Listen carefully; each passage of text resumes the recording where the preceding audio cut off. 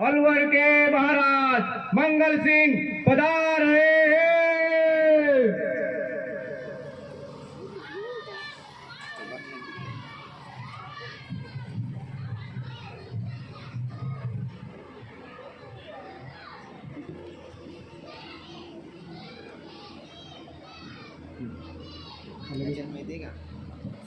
दरबार की कार्रवाई शुरू की जाए।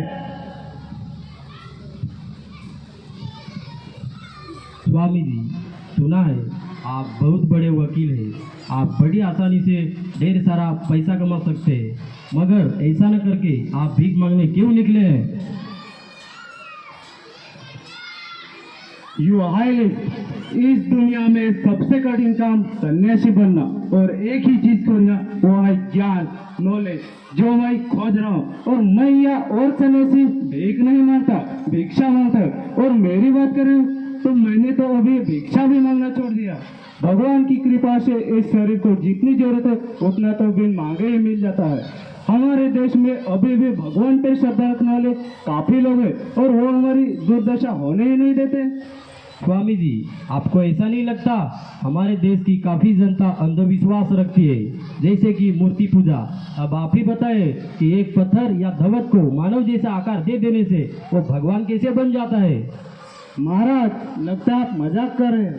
नहीं नहीं स्वामी जी, बिल्कुल नहीं। वास्तव में हम लोगों की तरह लकड़ी, मिट्टी या धातु की पूजा नहीं कर सकते। इसलिए हम समझते हैं कि जो लोग मूर्ति की पूजा करते हैं वो मूर्ख हैं। कोई मुझे वो तस्वीर उतार कर दे सकता है?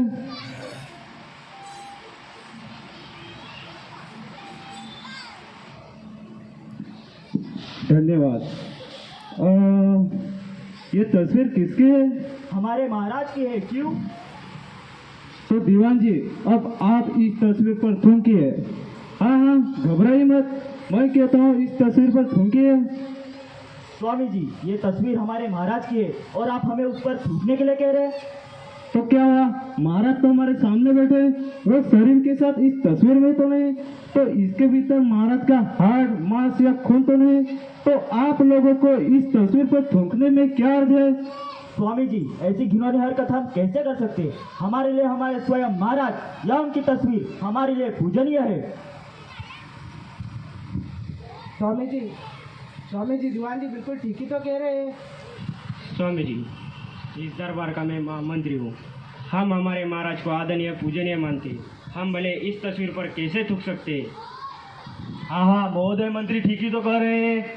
तो दीवान जी, मुझे बड़े अफसोस के साथ कहना पड़ रहा है कि आप मूर्ख हैं। स्वामी जी, ये आप क्या कह रहे हैं? क्यों महाराज, आप ही ने तो कहा था कि जो लोग लकड़ी, धातु या दवा की पूजा करते हैं वो मूर्ख हैं। तो इसी तरह दीवान जी आपकी तस्वीर को पूज्य नहीं मानते हैं तो वो भी तो मूर्ख है ना। देखिए महाराज, ये सिर्फ तस्वीर है, आप नहीं, आपका देह नहीं। फिर भी जो लोग आपकी इज्जत करते हैं वैसे मूर्ति की नहीं बल्कि मूर्ति के रूप में भगवान की पूजा करते हैं। और बस बस स्वामी जी, अब और हमें शर्मिंदा मत कीजिए। हम भटक गए, आपने हमें सच्चा रास्ता बताया। आप महान हो और आज के बाद हम मूर्ति की नहीं बल्कि मूर्ति के रूप में बसे हुए भगवान की पूजा करेंगे।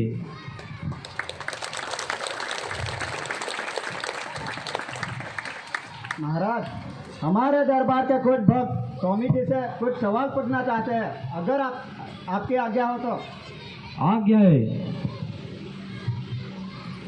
स्वामी जी, हमें हर इंसान को किस भाव रूप से देखना चाहिए? प्रत्येक स्त्री पुरुष तथा सभी को ईश्वर के समान देखो। तुम किसी की सहायता नहीं कर सकते, तुम्हें केवल सेवा करने का अधिकार है। यदि तुम्हें अधिकार है तो प्रभु की संतानों की सेवा द्वारा प्रभु की सेवा करो। यदि ईश्वर एक संतान की भी तुम्हें सहायता करने के अवसर देते हैं तो तुम धन्य हो।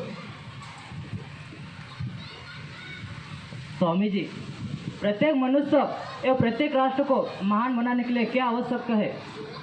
सौजन्य की शक्ति में दृढ़ विश्वास, ईर्ष्या और संदेह का अभाव, जो सन्मार्ग पर चलने में और सत्कर्म करने में संलग्न हो उनकी सहायता करना। स्वामी जी, हमें हमारी भारत माता को महान बनाने के लिए हमें कौन सा कार्य करना होगा? हे भाइयों, हम सभी लोगों को इस समय कठिन परिश्रम करना होगा। यह सोने का समय नहीं है। हमारे कार्यों पर भारत माता का भविष्य निर्भर है। देखो, वह तत्परता से प्रतीक्षा करे, केवल सो रहे। उठो, जागो और पहले की अपेक्षा अधिक गौरवमंडित और शक्तिशाली बनाकर भक्तिभाव से उसे उसके चिरंतन सिंहासन पर प्रतिष्ठित देखो। स्वामी जी की, स्वामी जी की, जय हो, स्वामी जी की। जय हो।